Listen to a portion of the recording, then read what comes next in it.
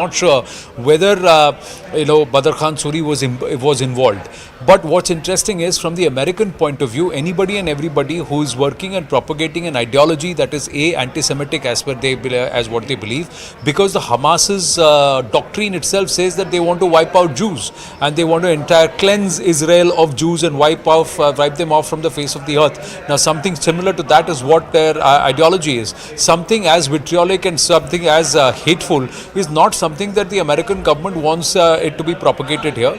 Despite the Georgetown University, where he was actually studying and a research scholar, coming out and saying that they promote free thinking and they would like to, however controversial or however painful the thought process may be, they will continue to promote free thinking. Now, how the Indian authorities see what Badar Khan Suri's activities will be closer home is another question. The other thing is that his father-in-law Ahmed Yusuf has been a political figure for a long time. He was Prime Minister Ismail Haniyeh's advisor also in 2006-2007. So and he has been a member of the Muslim Brotherhood for 45 years. So how Indian authorities take cognizance of this, and are there more elements like this? Now, if it is Hamas and Badar Khan Suri today, will he come and further continue his activities and use Indian soil for such kind of an activities?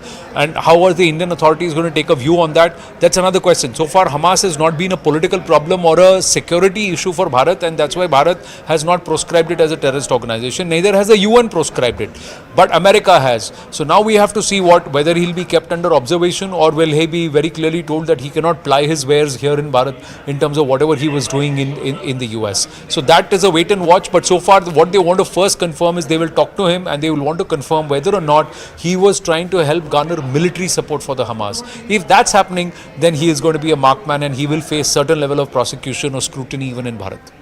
Now, if that is the case and he is deported to India, is there any leeway for India to say that we don't want this man here, in the sense that we don't want a security threat? If he is one in America, he could be here in India as well. Is that an option that India has, or do we have to take him back? See, in this case, again, what happens is that he's still an Indian citizen. He's not given up his Indian passport. So he's being deported back to his home country.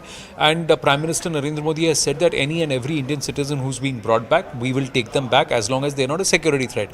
Now, the security threat angle happens only if Badar Khan Suri starts working with elements like the PFI, continues to foster the Muslim Brotherhood, and works with elements which have similar ideology like Hamas, maybe not with the Jews and an anti-Semitic, but an anti-Hindu or a different activity. Now, if he gets involved in something like that, so far the authorities believe he's not involved in anything like that.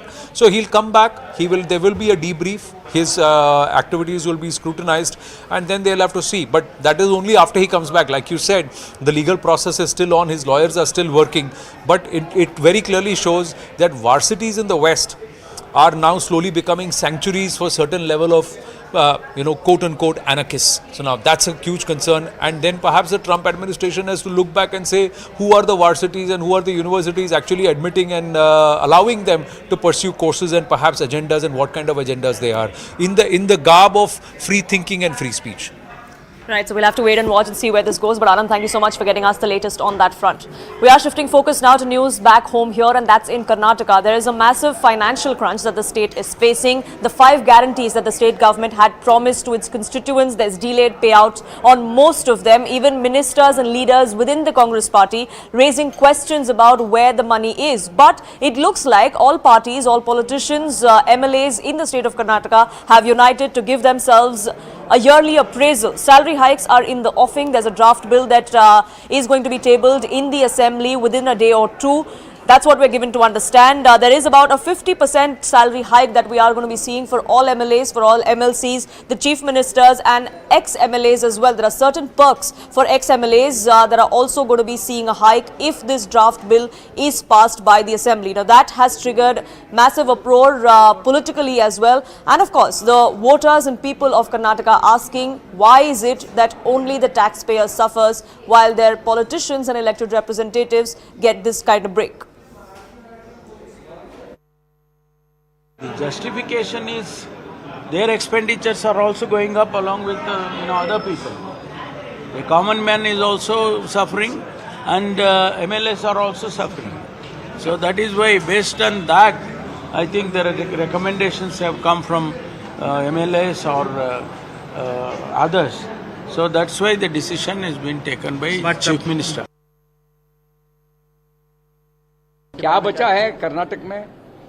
Water tax बढ़ाया, stamp duty बढ़ाया, मुद्रा metro rate बढ़ाया, बस charge बढ़ा, सभी बढ़ने के बाद क्या बचा है? बचा है केवल हवा के ऊपर टैक्स लगाना बचा है। आप सुझाव दे दो सीएम को, हवा के ऊपर टैक्स लगा दो और पैसा आपका ट्रेजरी में आएगा। Earlier 2002, there was a Karnataka Electricity Board was there. There were about 30,000 employees were there in those days. Then 2002 we had made new ESCOMs. That time we have to give the pension and gratuity fund. That's why it was kept pending for a long time because there was a High Court stay was there. But now High Court has ruled out in favor of the thing, ESCOMs. They can charge whatever the dues for the pension and the other this thing, they can charge from the consumers. That's what the thing. And KERC has passed the order. It is not the government order. Sudat now joins us, getting us more perspective on this. Sudat, we've accessed the details of the draft bill. We've seen the kind of salary hikes that are expected for these MLAs, for these legislators, including the Chief Minister, if the bill is passed. But this also comes at a time when we're seeing hikes in daily necessities for several people, for several taxpayers in the state of Karnataka, isn't it? The latest one is the surcharge that we are going to be seeing on every unit of electricity that's consumed. Yes, this definitely is going to, raise a lot of questions amongst the taxpayers as well, because while the state continues to see a lot of price hikes, we now see that the MLAs, the legislators, all the politicians give themselves a hefty hike, a solid hike, when perhaps most of Karnataka might not see such kind of a hike in their salaries. And while taxpayers continue to face the brunt of several fare hikes, we see now that right from CM Siddaramaiah to all the ministers and MLAs, see a massive 50% hike, sometimes even exceeding past that. Many of the salaries are going well beyond 1 lakh now, after being somewhere around 50 to 60,000. In some occasions, it has even gone up to 1.25 lakhs. So you can see that a lot of allowances and the salaries have gone up, seen a major steep hike. But when this bill will likely be tabled, that is something we have to see, because tomorrow the session ends. In all likelihood, it is going to be tabled today or tomorrow, and in all likelihood will see the light of the day after it is being passed. And even though there was some opposition amongst the BJP legislators as well about why such a hike is necessary, largely there is also a certain degree of consensus for a fare hike to be seen, for a salary hike to be seen. So far it looks like there is consensus as far as salary hikes for these legislators, for the Chief Minister is concerned. But what about the kind of perks that we have seen as well? We've seen these recliners and massage chairs at the Vidhan Soda that were recently put. It looks like the taxpayer continues to pay for all of these luxuries, so to say, that their elected representatives get. And all of this at a time when the state is struggling, isn't it? The recent budget that was presented by the Chief Minister, Mr. Siddaramaiah, as well, went on to show how the state's liabilities had increased, how there were delayed payouts of the 5 guarantees that the state government had promised as well? Well, definitely, this does raise questions, because we see that the guarantee payments have been stalled for months on end. We see many MLAs having complained about how they are not receiving enough funds for the constituency. Some even directly attributing it to the fact that the guarantees are there in place. And you can see that many such situations have, come up, where it's clear that the government has a certain degree of financial strain. It itself has admitted that the guarantees do cause a certain degree of financial strain, and they would continue to proceed with it. But at the very starting of the assembly session here, we saw massagers and we saw massage chairs and recliners present here. Now they give themselves a hefty, solid fare hike, a solid salary hike. So this definitely does send a signal to the taxpayers about who exactly they are earning for. Given that while they are all earning hard, they're working hard with minimal hikes, we see legislators and ministers and everyone within the government giving themselves a solid hike. So this definitely does raise a lot of questions about how, when Karnataka still sees infrastructural issues, Bengaluru still suffers with the same infrastructural issues that it has had for years, we see legislators and ministers giving themselves a solid hike. So a lot of questions are yet to be answered, but in all likelihood, this bill is going to be passed. Right, Sudha, thank you so much for getting us the latest on that front. Shifting focus now to Maharashtra, where 5 years after Sushant Singh Rajput's former manager Disha Salian was found dead under mysterious circumstances, her father has now approached the Bombay High Court seeking a renewed investigation into the circumstances surrounding her death. The petition, in fact, urges the High Court to order the registration of an FIR against UBT Sena MLA Aditya Thackeray as well, also seeking transfer of the investigation to the CBI. Aditya Thackeray, meanwhile, has come out and said that he has nothing to hide and that the allegations against him are completely baseless. Murder के समय इस यहाँ पर government थी उद्धव ठाकरे की, तो उन्होंने आरोपी था उनका बेटा आदित्य ठाकरे, तो उन्होंने उनकी जो पुलिस अधिकारी थे करप्ट, उन्होंने सब केस को कवर अप किया। 2.5 साल तक उनके सरकार में सब वही विषय रहा। 2.5 साल के बाद में शिंदे साहब का गवर्नमेंट आया, फडणवीस साहब होम मिनिस्टर बने, तब इस मामले में हम ये अभी तुरंत मामला नहीं आया है। सितंबर 2023 को हमने PIL फाइल किया है। शिंदे साहब की गवर्नमेंट ने इसमें SIT का शिफ्ट किया दिसंबर 2023 को। उसके बाद में 12 जनवरी 2024 को एक रिटर्न कंप्लेंट दी गई जिसमें Aditya Thackeray and other Suraj Pancholi and other सबके खिलाफ में गैंगरेप और मर्डर का FIR रजिस्टर करने की स्पेसिफिक रिक्वेस्ट थी। सारे जो उस समय अवेलेबल एविडेंस थे वो दे दी गए। इसी में मेरी बदनामी की कोशिश पिछले 5 सालों से हो रही है, चलती आई है। अब अगर कोई आज बात कोर्ट में है तो कोर्ट में जवाब देंगे। इसी में मेरी बदनामी की कोशिश पिछले 5 सालों से हो रही है, चलती आई है। अब अगर कोई आज बात कोर्ट में है तो कोर्ट में जवाब देंगे। आदित्य ठाकरे, सूरज पंचोली, डीनो मोरिया का नाम दिशा सालियान के पिताजी ने कर लिया है, तो मुझे ऐसा लगता है कि अभी कोर्ट सही डिसीजन लेगा, सो कोर्ट डायरेक्शंस देगा, उसकी हिसाब से अभी इंक्वायरी होगी। उसके ऊपर ही हमारे MLA अमित चाटम जी ने आज फ्लोर ऑफ द हाउस में वो इशू उठाया, पूरा हिस्ट्री बताया किस तरीके से दिशा सालियान के बारे में जो हुआ है, महाविकास आघाड़ी के गवर्नमेंट के वक्त ये केस हुई थी, किस तरीके से कवर अप किया गया, किस तरीके से CCTV फुटेज गायब किए गए, किस तरीके से डॉक्टरों के ऊपर दबाव लाया गया। अभी उसके खुद के पिताजी ने 230 पेजेस का वो पिटीशन है, उसमें आप पढ़िए, उन्होंने पोस्टमार्टम रिपोर्ट बदलने का आरोप किया है, और जो कोई भी इसके गुनहगार है उनको जरूर पनिशमेंट मिलेगा। Yasha now joins us, getting us more details. Yasha, we've seen how the father has now approached the High Court, but do we have any details of when the High Court could be hearing this case? Where is it going legally from here? Poonam, in fact, when you speak of this very case has been filed, of course, a petition has been filed at the Bombay High Court. However, the numbering of this case has not really happened as yet, which is where what's important to note now is that once the numbering is made is where the further date for the hearing will be decided. What's also important to note is that this petition has been filed, speaks about several aspects. One, particularly, it speaks about the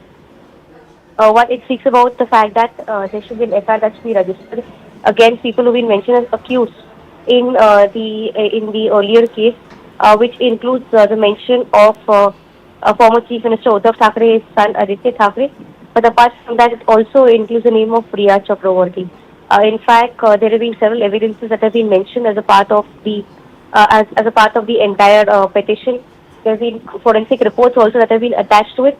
So all of these act as crucial evidences that has been presented before the court. Also, also the other aspect that speaks about is the fact that the court mentions, the petition mentions before the court that there was a political vendetta, and apart from that there was Bollywood influence that was used, and which is where this very petition speaks about a court-monitored CBI probe, and has further gone ahead to say that this FIR that should be registered had Malwani police station not acting because of political influence. Yes. Right, Yasha. Thank you so much for getting us the latest on that front. We'll keep a track of where the investigation goes. But the political fight on the sidelines continues as there's a renewed chorus for an investigation or a CBI probe into this matter 5 years on. Let's listen into some of those reactions. पहले तो सालियान के पिताजी बोले थे कि हमने कुछ जानते हैं सुसाइड ही होगा।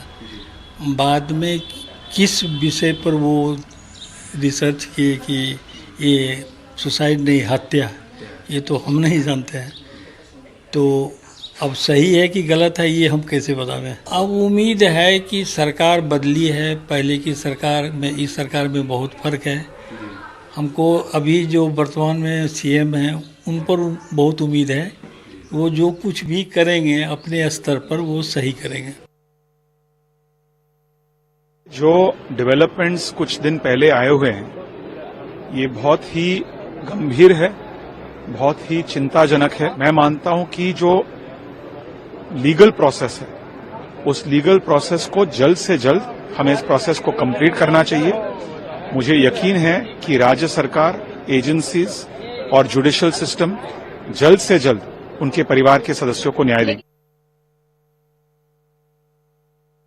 5 साल के बाद उसके पिताजी ने ये एक पिटीशन दायर किया है।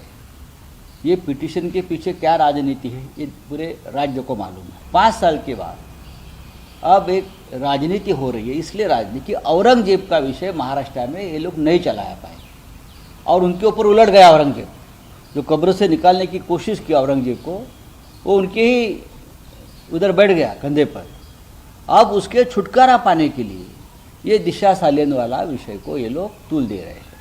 ये राजनीति है, लेकिन एक गंदी राजनीति, ये हरकतें महाराष्ट्र में जो हो रही है उससे हमारा राज्य बदनाम हो रहा है। उन्होंने अपने जो मामला दाखिल किया है उसमें बोला है कि मेरे पे प्रेशर था, बहुत से जो एविडेंस थे वो छुपाए हैं। उन्होंने नाम लिया है, एकता कपूर, वो कौन, बिनू मौर्या, ऐसे बहुत से, आदित्य पांचोली, ऐसे लोगों को नाम लिया है कि इन लोगों के फ़ोन रिकॉर्ड, जो क्या फ़ोन रिकॉर्ड चेक करो वो कहाँ थे। मित्र मंडल जो आदित्य ठाकरे का नाइट लाइफ वाला, वो क्या है सबको मालूम है। कि यही लोगों का नाम क्यों लिया, ये क्या साजिश है, इसकी इंक्वायरी तो होना चाहिए। अभी तो आदित्य ठाकरे के खिलाफ नहीं बोल सकते, वो पार्टी के नेता है उनके, लेकिन तभी संजय राउत ये सब चांडाल चौकड़ी को अपोज करते थे। मैं आज भी आपको बताता हूँ। We'll keep track of that investigation and the politics that's brewing in Maharashtra and much more here on CNN News 18. But for now, it's time for a quick break.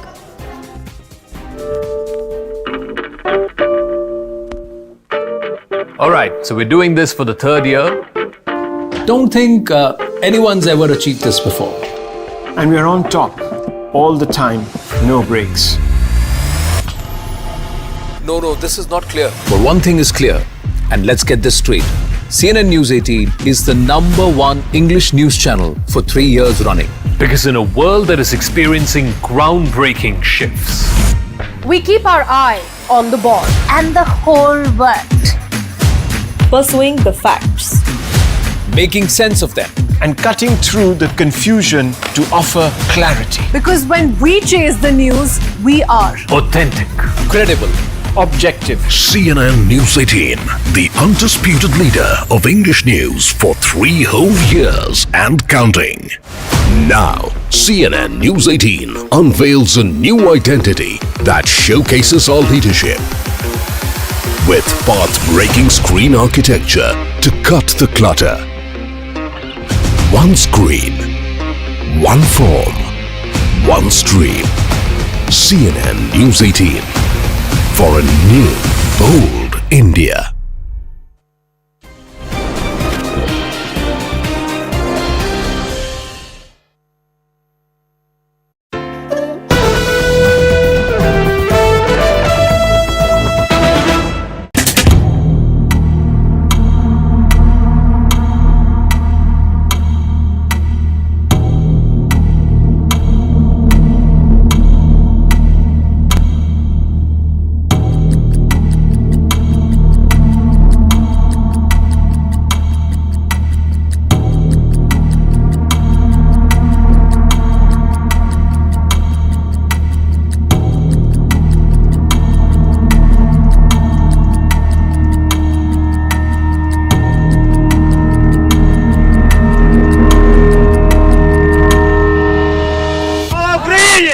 Freed Ukrainian prisoners of war celebrated on Wednesday after Russia and Ukraine each agreed to release 175 captured troops.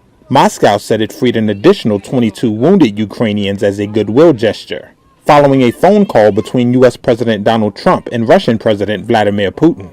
But just hours after that call, in which a deal was reached to pause attacks on energy infrastructure, both Russia and Ukraine accused each other of violating the new agreement. Moscow said Ukraine hit an oil depot in southern Russia, while Kyiv said Russia had struck hospitals and homes and knocked out power to some of its railways. This all came on the same day that Trump had a phone call with Ukrainian President Volodymyr Zelensky that Trump described as very good. Before their conversation, Zelensky said Moscow's continued attacks showed its words did not match its actions, and that Russia was not ready for peace. He also said that the United States should be in charge of monitoring any ceasefire. You're in no position to dictate what we're going to feel. The hour-long call on Wednesday between Trump and Zelensky was their first conversation since an Oval Office meeting descended into a shouting match in late February. Intelligence sharing in terms of defense for Ukraine will continue to be shared. Later, White House spokesperson Caroline Leavitt said Zelensky asked Trump for additional air defense support, and that Trump said he would help locate the equipment in Europe. She also said Trump has moved beyond a previously negotiated U.S.-Ukraine minerals deal.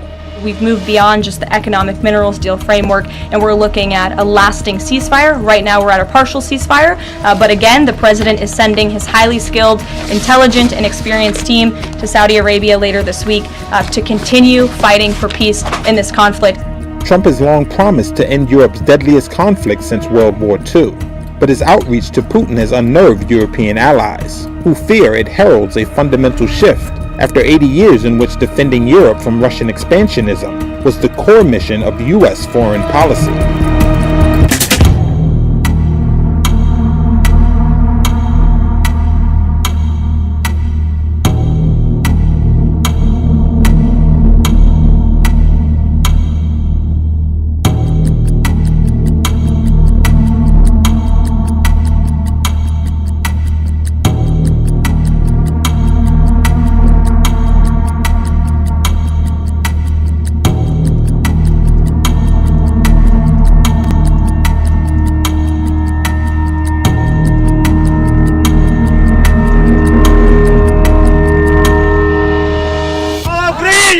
Freed Ukrainian prisoners of war celebrated on Wednesday after Russia and Ukraine each agreed to release 175 captured troops. Moscow said it freed an additional 22 wounded Ukrainians as a goodwill gesture, following a phone call between U.S. President Donald Trump and Russian President Vladimir Putin.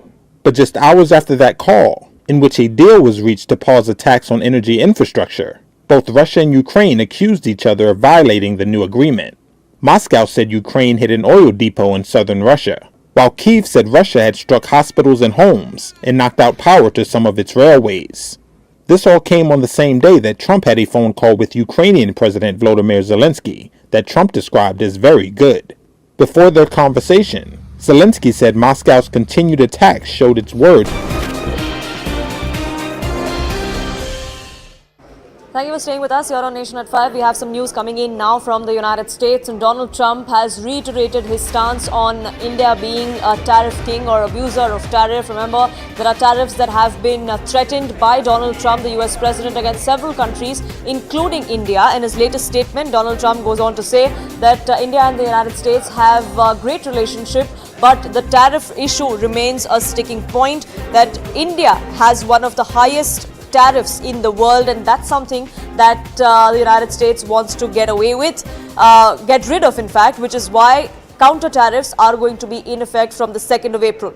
Siddhant, my colleague, now joining us, getting us more details. Siddhant, as far as this reciprocal tax issue is concerned, Donald Trump has been firm on it as far as India is concerned. He on multiple occasions has said that India is a tariff king, India abuses tariffs, and we're just charging what they charge us. But there were talks that were being held from the central government here in India. Piyush Goyal was in the United States. There were discussions that were on.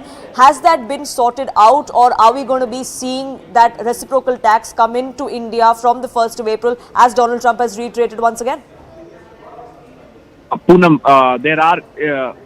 there is still 10 days remaining, and in fact, both sides are in touch.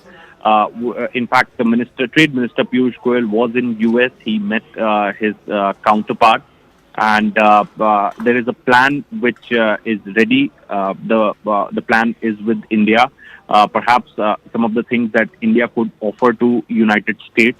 And these discussions are in the line of an announcement which was made during Prime Minister Modi's visit to US, where both sides announced trade agreement.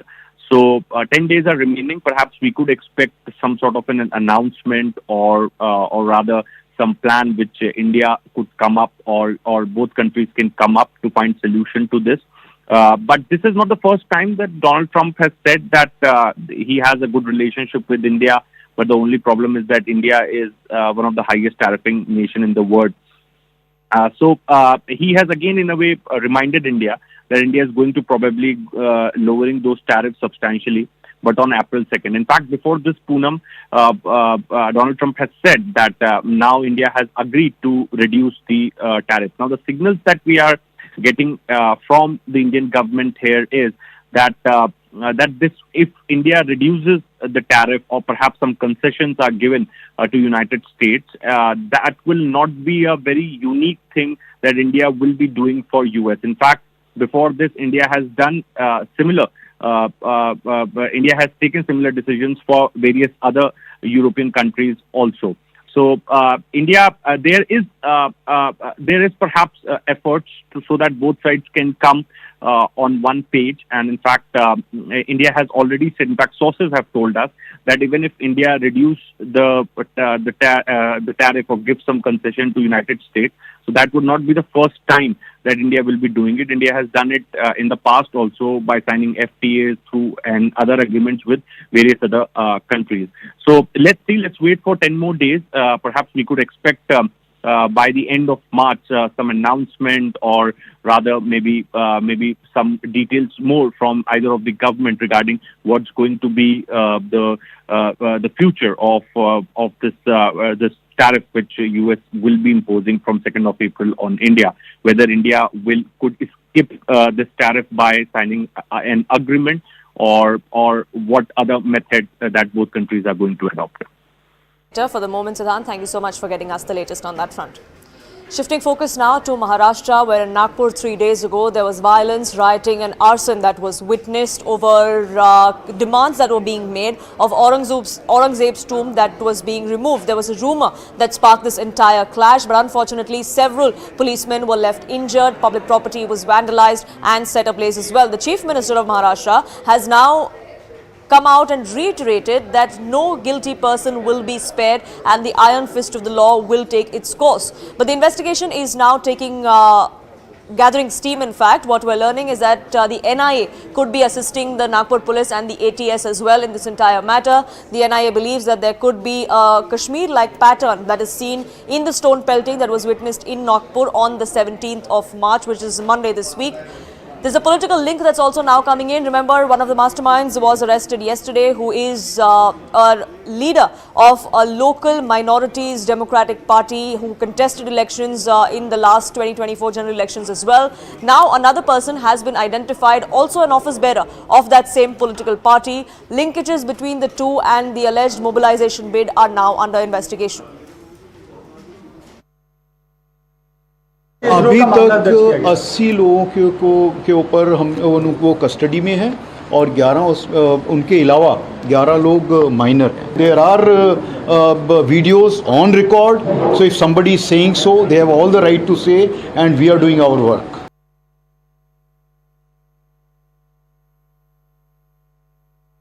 देखिए, अभी तक वो 2-3 जगह पे दिखा है, और उसकी मूवमेंट्स हैं काफ़ी सारी, उसकी हिस्ट्री भी देखी जा रही है, उसका क्या हिस्ट्री, ये सारी चीज़ें जो हैं एक पर्टिकुलर चीज़ की तरफ हमें लेके जा रही हैं, और उसी हिसाब से हमारी इन्वेस्टिगेशन चालू है.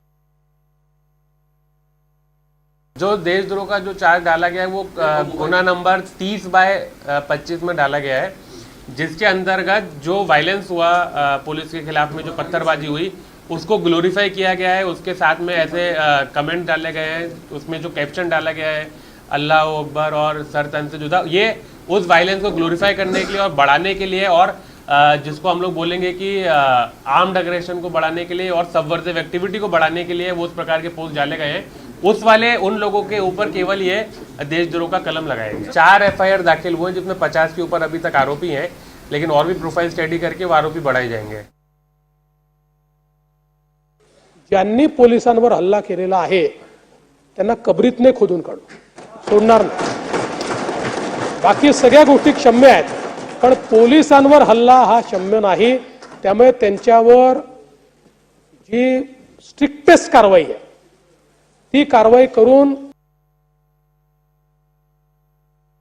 Mahesh, my colleague, now joins us, getting us more perspective. Mahesh, let's talk about the investigation first. It's a multi-agency investigation that we're seeing. The NIA could be assisting as well. The Cyber Cell, the ATS are all investigating this particular riot. The two masterminds who are believed to be the alleged masterminds of this particular case, one of them, of course, is behind bars. What about the other one, the one who's been identified also a leader of the Minority Democratic Party? Yes, he is also the leader of Minority Democratic Party, and he has been identified. The police is basically searching for him. What we have been given to understand, with the help of the CCTV footage of that day, particularly of that day, they are trying to identify, and also with the help of the mobile tower, they are trying to identify his location. Also, if we talk about the social media angle, yes, the Nagpur Cyber Cell as well as Maharashtra Cyber Cell they have already suspended more than 140 social media accounts of different platforms which were spreading the misinformation or the wrong information regarding the Monday riots which happened in Nagpur city. Right, so several social media accounts are also under the scanner. All of them are being cracked down upon. But the politics, Mayuresh, is also peaking, isn't it, over this? We've seen the state government and the comments that have come to the fore from the Chief Minister that no guilty person will be spared in this entire issue. That's something that the opposition is not convinced with, though. They are still gunning for Devendra Fadnavis's resignation, isn't it? Absolutely, because opposition is of the view that it is the ministers as well as the Chief Minister of Maharashtra who had earlier made these kind of statements, and because of these statements only the Nagpur violence had happened. That is the biggest claim or biggest allegation of the opposition. If you remember, Poonam, we had conversation with former Home Minister of Maharashtra, Anil Deshmukh, and he had taken the name of the minister. Because of him, this entire incident happened in Nagpur. That's what he claimed. Right, Mayuresh, thank you so much for getting us the latest on that front. We'll keep a track of the probe and the politics from Maharashtra in Nagpur there. But for now, a quick pause here on this edition of Nation at 5. We'll be back in just a few minutes after this break. Don't go anywhere.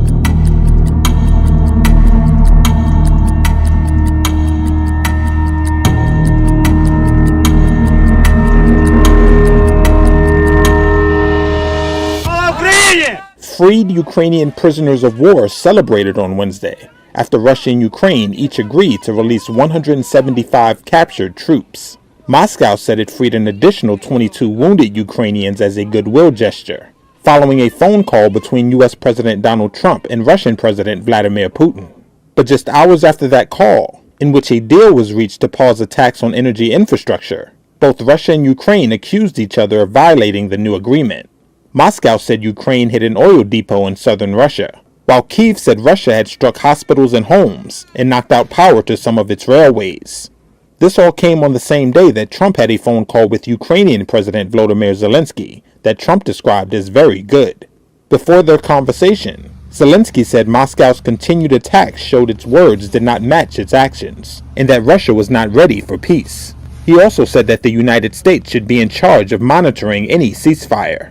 You're in no position to dictate what we're going to feel. The hour-long call on Wednesday between Trump and Zelensky was their first conversation since an Oval Office meeting descended into a shouting match in late February. Intelligence sharing in terms of defense for Ukraine will continue to be shared. Later, White House spokesperson Caroline Leavitt said Zelensky asked Trump for additional air defense support, and that Trump said he would help locate the equipment in Europe. She also said Trump has moved beyond a previously negotiated U.S.-Ukraine minerals deal.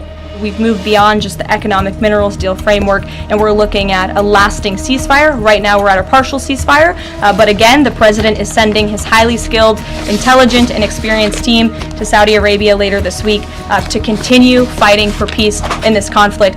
Trump has long promised to end Europe's deadliest conflict since World War II, but his outreach to Putin has unnerved European allies, who fear it heralds a fundamental shift after 80 years in which defending Europe from Russian expansionism was the core mission of U.S. foreign policy.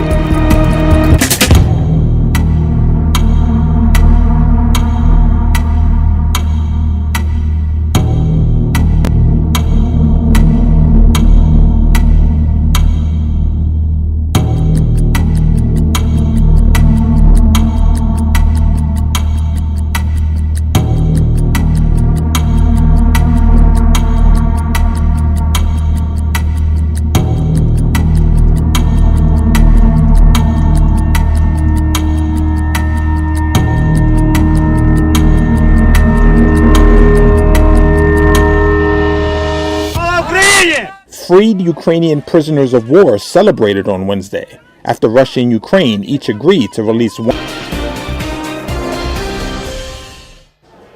Welcome back to Nation at 5. A controversial observation came to the fore from the Allahabad High Court. This was during a case that was being heard of a POXO case, in fact, of an 11-year-old, during which the judge observed that trying to grab somebody's breasts or untie the pajama string cannot be seen as an attempt to rape.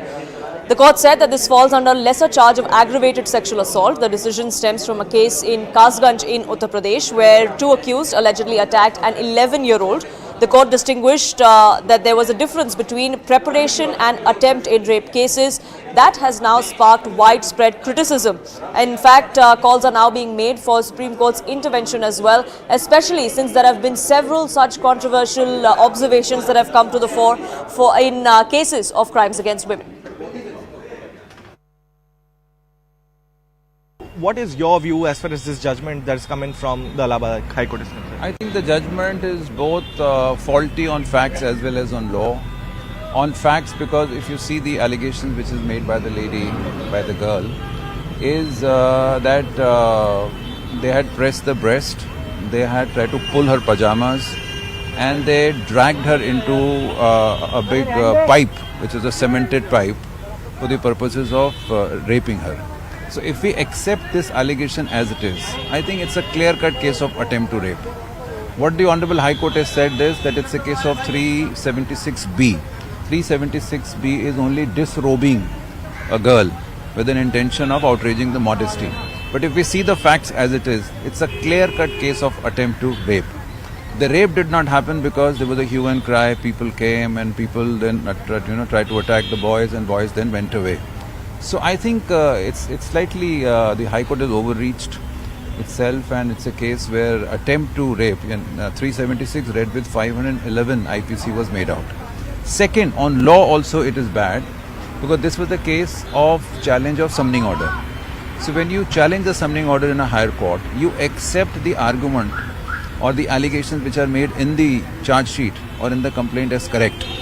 So you can't test the veracity of the statement. So at the stage of challenge of summoning order, the court has gone into the intent. How can the intent be deciphered on the basis of the pleadings? Intent will certainly come at the time when the trial happens. And in this case, if we see the sequence of events, if you see three acts categorically establish the intent. It also established the attempt. Ananya, my colleague, now joins us, getting us more details. Ananya, it's a shocking observation that has come to the fore from the Allahabad High Court, but unfortunately it's not the first one, isn't it? There have been several such controversial observations that have come to the fore from different courts of the country, where it would seem that these observations don't make justice to the kind of cases that we're seeing. Well, definitely, this is a bizarre statement that has come in though the judge has gone on to explain why he feels the same, that, holding a women's dress and untying a pajama is not constituting offense of attempt to rape. However, the legal fraternity, as we spoke to them, most of them say that, this is bizarre, and the judge has not only, misinterpreted the facts of the case, but has also erred in interpreting the law of the land as far as, cases of attempt to rape or the charges under the Prevention of Children from Sexual Offences Act or the POCSO Act is concerned. But very categorically, at this juncture, there is also a demand that is coming in for, in fact, the matter to be taken up by the Supreme Court suo motu, and these observations be stayed or at least dismissed by the top court itself. So what happens next is something that we'll have to wait and watch for. But definitely, herein, the Allahabad High Court has somewhere or the other erred in fact, judging the intent of the accused person. Because if you could hear here, senior advocate Vikas Pao, who's one of the greatest criminal law minds in the country, criminal lawyers in the country, he has gone on to say that, the judge has erred while, noting that, these two people who were actually trying to assault the girl, first touched her breast, then untied her pajama, and then took her to that, concrete pipe where they had intended to actually rape her, but the same could not happen because a lot of the public came in to the picture and a hue and cry happened on the scene. And that is the reason why intent is definitely there, which the court has misjudged in its judgment. How well would the higher court see this, and whether there would be appeal made to this is something that is only a matter of time. We'll get to know as and when it's done before the Supreme Court. Right, so far we have no details of whether this is going to be appealed in the higher court or not. Any reactions coming in from either the plaintiff side or from the prosecution side in this particular case as far as the Allahabad High Court hearing goes, Ananya? Well, as far as, the prosecution and the defense in this particular case is concerned, we have not heard any kind of comments coming in. However, we've spoken to various senior lawyers and also particularly women lawyers who are completely against this verdict, who go on to say that, this is a bizarre observation that has come in, and the court has definitely erred in its judgment in judging the intent of the two accused persons. And remember that this is not a normal a case that involves a victim who is major, who's above 18 years of age. This is an 11-year-old girl, with whom this unfortunate incident has happened, and that is something that should have been at least kept in mind by the court while giving out its justice. And not only that, this was not a trial that was taking place; it was just a summoning order under these charges, and the court has somewhere or the other overreached as far as interpreting the law is concerned. Because in a summoning order, the maximum the court should have done was, in fact, to see as to whether or not the summoning order is correct in the nature, and not go into the facts of the case, or in fact into the intent of the crime being committed. Right, Ananya, thank you so much for getting us the latest on that front. Shifting focus now to news coming in from Karnataka, where a big allegation has now been made by the BJP. In fact, there's a honey trap conspiracy that is now coming to the fore from Karnataka. The allegations were made while the assembly was in session in Karnataka. There is a reaction coming in from Minister's son that has spoken to CNN News 18. He says there is a big conspiracy as far as these honey trap allegations go. He says he is going to be approaching the high command of the party, and that these allegations of him being blackmailed and messages and videos that are being sent to him should be investigated. Gone on the floor of the house saying that there was an attempt to honey trap him, and even in your case there were similar attempts. What really transpired, sir? Oh, it's not like that, but from past 6 months I think this thing is going. So to my father and to me. So today I think it has come out in assembly that I seek one permission with the Home Minister to investigate about this honey trap. So I will also talk with the CM and Home Minister regarding this matter, and will bring this to High Command also. How was it operating, sir? Were they sending you messages, videos? How was it operating? Honey trap means I think it will coming from any text message. It's like in WhatsApp, video call it will be coming and messages will be coming. So what we were doing, I was ignoring that message and video call. It is going out of our hand. So today I think he has also faced the same, my father, so he has talked. ತುಮಕೂರಿನ ಇಬ್ಬರು ಪ್ರಭಾವಿ ಸಚಿವರು honey trap ಅಲ್ಲಿ ಸಿಕ್ಕಾಕೊಂಡಿದ್ದಾರೆ, ಅದು ಹಾಗಾಯ್ತು ಹೀಗಾಯ್ತು ಅಂತ ಏನೇನೋ ಕಥೆಗಳು ಬರ್ತಾ ಇದ್ದಾವೆ. ತುಮಕೂರಿನಲ್ಲಿರೋರು ನಾನೊಬ್ಬ ಇದ್ದೀನಿ, ಡಾಕ್ಟರ್ ಪರಮೇಶ್ವರ್ ಅವರು ಕೂಡ ಇದ್ದಾರೆ, ನಮ್ಮಿಬ್ಬರೇ ಅಂತ ಅವರ ಉದ್ದೇಶ ಅಂತೇಳಿ ಅನ್ಕೊಳ್ತೀನಿ. ಈ ಸಿಡಿ ಮಾಡ್ತಕ್ಕಂಥದ್ದು, ಪೆನ್ ಡ್ರೈವ್ ಮಾಡ್ತಕ್ಕಂಥದ್ದು, ಇದ್ರ ಬಗ್ಗೆ ಸುಮಾರು ನಿಮ್ಗೆ ಹೇಳ್ತೀನಿ, ನನಗಿರೋ ಮಾಹಿತಿ ಅಂತ 48 ಜನಗಳಿದ್ದಾರೆ, ಒಬ್ರು ಇಬ್ರು ಇಲ್ಲ. ಅಂದ್ರೆ ಒಬ್ರು ಇಬ್ರು ಅಂತ ಹೇಳಿದ್ರೆ ಬರೀ ಇವರೇ ಅಂತಲ್ಲ, ಅವರು ಇದ್ದಾರೆ. ಆದ್ರೆ ಇವೆಲ್ಲ ಬಹಳಷ್ಟು ಜನ ನ್ಯಾಯಾಲಯಗಳಲ್ಲಿ ಇದನ್ನ ಬಹಿರಂಗ ಮಾಡಬಾರ್ದು ಅಂತಕ್ಕಂಥದ್ದಕ್ಕೆ ಸ್ಟೇ ತಗೊಂಡಿರ್ತಕ್ಕಂಥದ್ದು, ಅಲ್ಲೂ ಕೂತವ್ರೆ ಇಲ್ಲೂ ಕೂತವ್ರೆ, ಆ ಪ್ರಶ್ನೆ ಬೇರೆ. ಇದರಲ್ಲಿ ಬರೀ ನಮ್ಮ ರಾಜ್ಯಕ್ಕೆ ಸೀಮಿತ ಆಗಿಲ್ಲ ಅಧ್ಯಕ್ಷರೇ, ಇದು ರಾಷ್ಟ್ರ ಮಟ್ಟದ ಎಲ್ಲಾ ಪಕ್ಷದಲ್ಲಿರ್ತಕ್ಕಂಥ ಮುಖಂಡಗಳು ಅನಿಟ್ರಾಪರ ಈಗ ನನ್ನ ಮೇಲೂ ಕೂಡ ಅಟೆಂಪ್ಟ್ ಮಾಡಿದ್ದಾರೆ ಅಂತಕ್ಕಂಥದ್ದಕ್ಕೆ ಪುರಾವೆಗಳನ್ನು ಇಟ್ಕೊಂಡಿದ್ದೀನಿ ನಾನು. ಅದ್ರ ಬಗ್ಗೆ ದೂರನ್ನ ಕೊಡ್ತಾರೆ. ಅದಕ್ಕೆ ಗೃಹ ಮಂತ್ರಿಗಳು ಒಂದು ವಿಶೇಷವಾದ ತನಿಖೆಯನ್ನ ಮಾಡಿಸಿ ಯಾರೆಲ್ಲ ಇದ್ದಾರೆ ಅವನ್ನೆಲ್ಲ ಕೂಡ ಬಹಿರಂಗ ಮಾಡಬೇಕು ಅಂತಕ್ಕಂಥದ್ದು ನನ್ನ ಒತ್ತಾಯ. Sudat now joins us, getting us more details. Sudat, there are allegations that are being made by a father-son duo as far as honey trapping is concerned. But any more leaders from within the Congress or the BJP that have come forward and made such allegations? Well, no one has made such open allegations, really. He's the first one to make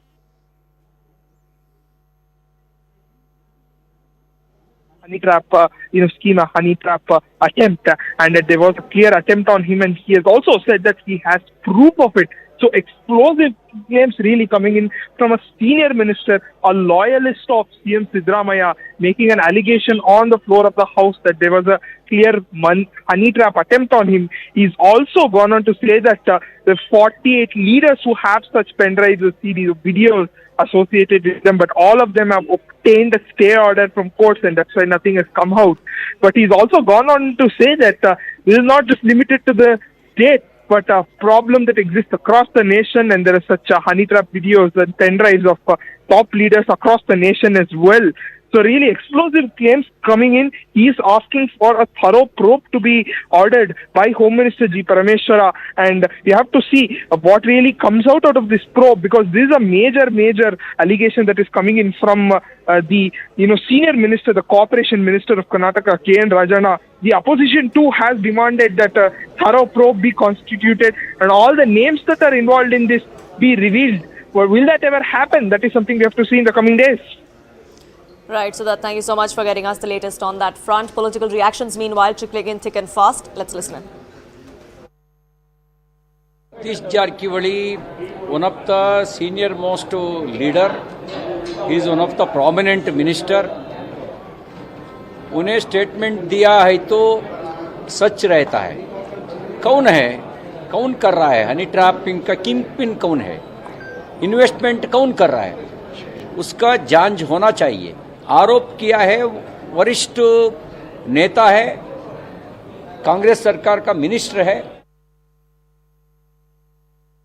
He has not mentioned the name of the person who tried to honey trap. But it's a very serious issue. Never in the history of Karnataka, it was never discussed on the floor of the House. More importantly, one more senior minister, Satish Jarkoi, has also confirmed the honey trap case that is going on in Karnataka.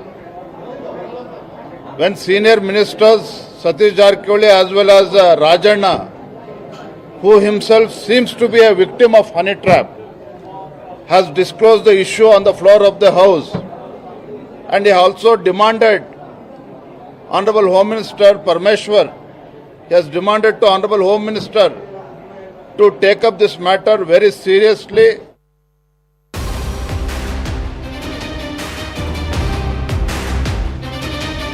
Shifting focus now to news coming in from Kerala, where sanitary workers, ASHA workers were on a protest. They've been sitting on a strike since this morning over unpaid dues by the state government.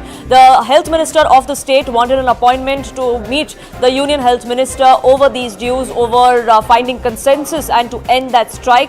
Now, Veena George, the Kerala health minister, has now come out and said that she sought an appointment with the union health minister but didn't get any, and she really hopes that this kind of protests does come to an end after a resolution is come up with.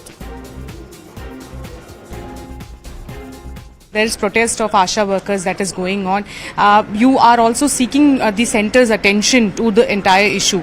Are you planning to meet them?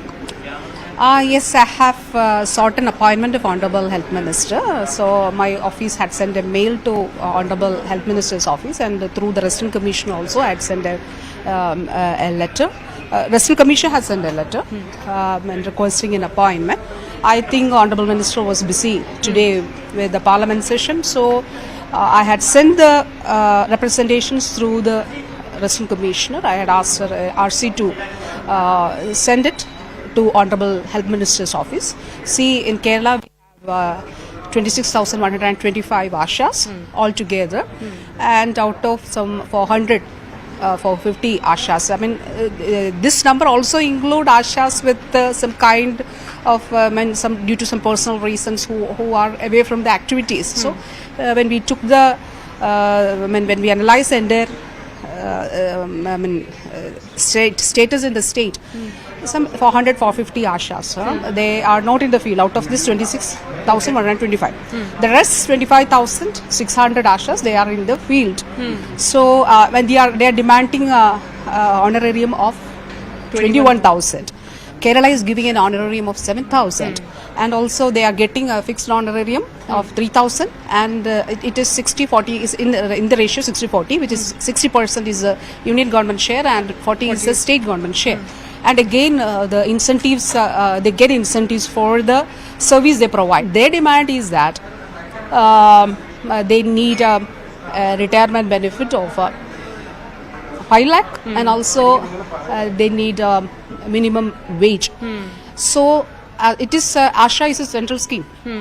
So as per the central guideline, Ashas are women volunteers. So the states cannot change it. So they can also, take part in part-time jobs. So it is as per the guideline. Sharon now joins us, getting us more perspective. Sharon, as far as the strike is concerned, there seems to be a blame game between the central and the state government. But to give context to our viewers of what exactly this means for the state of Kerala, what this means for services in the state of Kerala. Well, clearly, as far as some of the medical facilities are concerned, the ASHA workers have always led the medical services in a state across the country. In fact, we have seen their work during COVID and after COVID, and so, of course, the medical services will be taking a hit if the ASHA workers are sitting on strike at the moment. Now, what Veena George is saying is that she has sought an appointment from JP Nadda, Union Minister, because as far as the ASHA workers' incentives are concerned, it is a central scheme. This is a central run scheme because 60% of the fund comes from the central and 40% is something that is contributed by the state government. So to increase the incentive or increase the honorarium, it needs to be a decision that is taken by the state as well as the central government, and that is why she is in Delhi to meet JP Nadda, but so far she has not got an appointment. As of now, she has submitted a letter to JP Nadda to look into the matter, and she's been saying that we will be continuing to have talks with the ASHA workers to sort out the issue because right now they're asking for 21,000 honorarium because honorarium right now is 7,000, so they're asking for almost 150% increase in the honorarium, and this is something which is not possible at the moment, is what the Veena George is saying, but they are in talks with ASHA workers to sort out the issue, is what she's saying. Right. Sharon, thank you so much for getting us the latest on that front. We do hope that crisis is mitigated at the earliest. It's a wrap from my side here on this edition of Nation at 5. But a quick reminder for you, Shosha Reel Awards coming up 8 p.m. onwards tonight. And you can catch all the action on our YouTube channels, on CNN News 18 and on Shosha.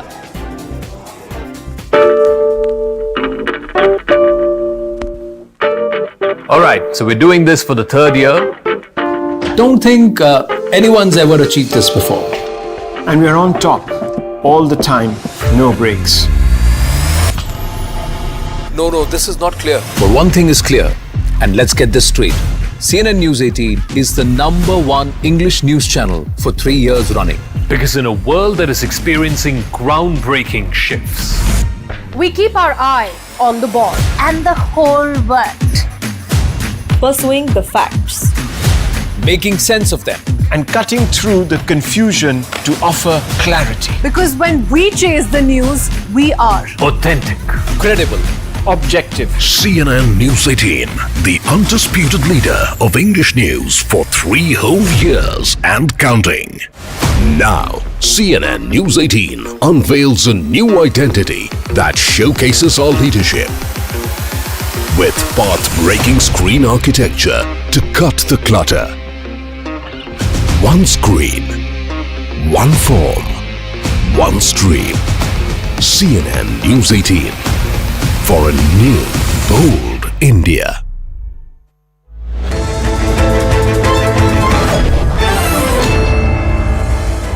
Very good evening. You're watching Plain Speak. I'm Akanksha Swaroop. Aurangzeb's ghost is haunting Maharashtra. The premier state could be sitting on a tinder box. Why so? Look at the way the demand for the demolition of the 17th century Mughal emperor's tomb has turned volatile. Moreover, it's been 48 hours since violence unfolded on the streets of Nagpur, and the probe agencies are leaving no stone unturned to get to the bottom of what unleashed the mayhem on the evening of 17th of March. On the investigation front, a pre-planned conspiracy angle is under the lens. Top sources have informed CNN News 18 that the National Investigation Agency could join the probe, as the modus operandi seems similar to what Kashmir witnessed pre-2019.